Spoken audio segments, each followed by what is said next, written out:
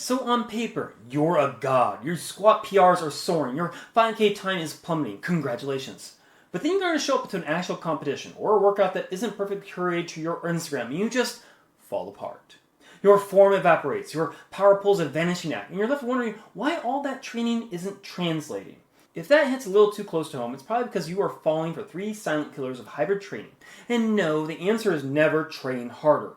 That's how you got here. This is about training smarter. So let's diagnose the problem before you burn out and swear off hybrid training for good. The first sign, the performance paradox. This is where your spreadsheet says you're Hercules, but your actual performance is more like Hercules after a 3-day bender in Vegas. You hit a glorious new deadlift PR on Monday. Fantastic. You post it everywhere. But by Friday's metcon, you can't keep your back straight. Your form looks like a scarecrow in a hurricane. Your power output is gone. Your training log is a masterpiece.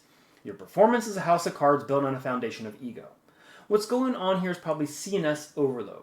Think of your central nervous system as the CEO of your body. It signs off on every single muscle contraction.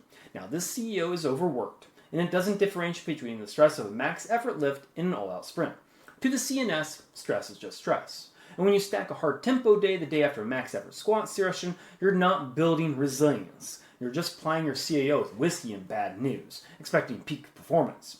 While it is possible to make solid gains in both strength and endurance at the same time, trying to peak everything at the same goddamn time, trying to peak both simultaneously is like trying to pat your head and rub your belly while juggling chainsaws.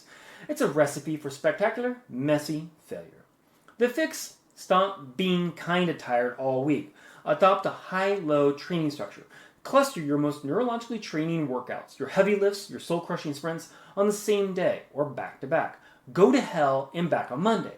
And then follow it up with recovery days that are actually easy, genuinely easy. It's infinitely better to be completely wrecked on one day and fully recharged the next than to spend 7 days in purgatory of medium effort fatigue, your gray zone. And for God's sakes, if you're doing 2-a-days, lift first. Strength requires neural drive and precision, and the first 2 things that flee the scene the moment you get tired. Alright, silent killer number 2. You're drowning in recovery debt. And the main culprit is that your ego won't let your easy days actually be easy. Your program, written by someone who knows what they're doing, calls for a nice, gentle zone 2 effort. But your ego, that little gremlin on your shoulder, whispers, "Let's make it a 9 out of 10. What's the harm?"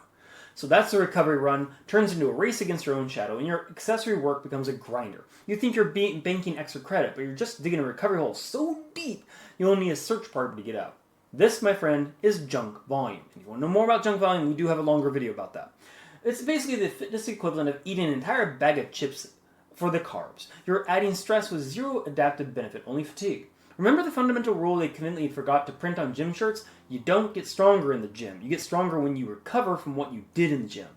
When fatigue is constantly winning the race against recovery, your performance doesn't just dip, it nosedives. You feel flat, you're perpetually sore, and your motivation is shot.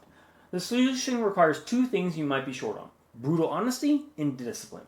Audit your training. Are you actually following the prescribed intensity, or are you letting your ego write checks your body cannot cash? If the program says zone 2, easy workout, you should be able to hold a conversation without sounding like you just saw a ghost.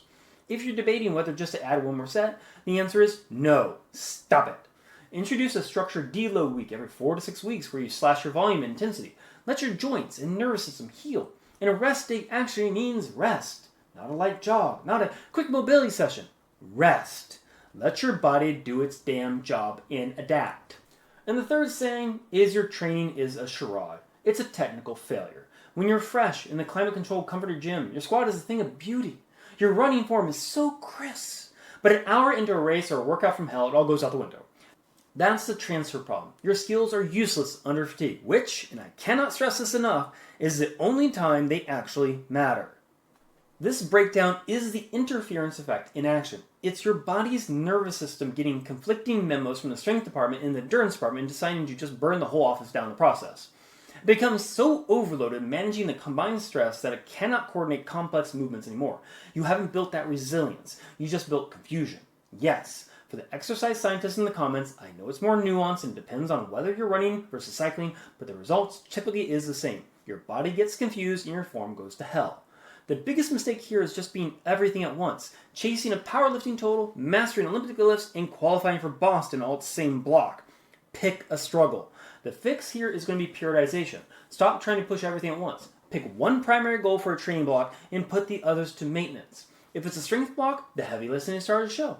You'll still run a couple times a week, maybe do a few metcons, just to keep the aerobic base from completely vanishing. But they are supporting characters. This lets your body make real, meaningful adaptations in one direction without getting pulled in another. Remember the rule: skill acquisition first, then volume. Build a solid, stable foundation before you start piling on intensity. So let's recap. Your spreadsheet is lying to you. Your easy days are a joke, and your technique disappears when you need it most. These are not three different problems, they're three symptoms of one disease. Discipline without structure, simply working hard enough isn't enough. You have to work smart. So which of these three hit too close to home? Are you stuck in a performance paradox, drowning in recovery debt, or is your technique abandoning you like a fair weather friend?